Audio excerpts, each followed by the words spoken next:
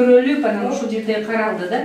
Анан бияк Ольга Михайловна, которая непосредственно ушул жигиттерди карап, чоңойтуп, ушул деңгээлге жеткизген. Бизде канча күн жаттың Гүлзада? 2 неделя, 2 недели. 15 дней. 15 күн жатты. Бизде үчөө көрүп атасыңар, мына 2 кыз, анан кийин 1 уул. Анан биз өзүбүздүн мына роддомдун атынан мондай кылып урага белек беребиз. Өзүнө айттым, мындай комплект немелерди бул роддомдун атынан. Анан теги ыйгарымдуулук губернатордун атынан өткөндө келип конвертте белегин берип кетишти.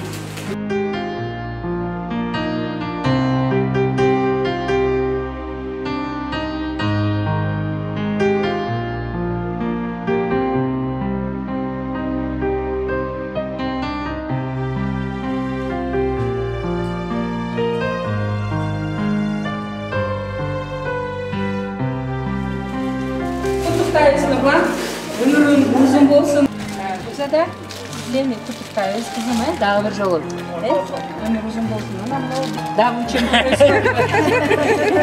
Чтобы жизнь была сладкая. Еще, да.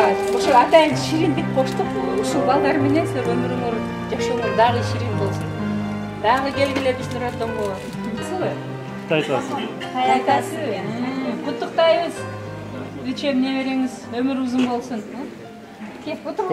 Биздин перинаталдык, шаардык перинаталдык борборго 13 сентябрь күнү 3 бала келип түшкөн. Бул балдар областтык төрөт үйүндө төрөлгөн.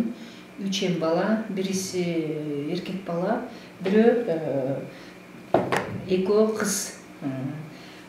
Значит, эркек баланын келгендеги веси 1 кило 925, кыз баласыныкы 1 кило 445, үчүнчү баланыкы 1 кило 275. Девочка.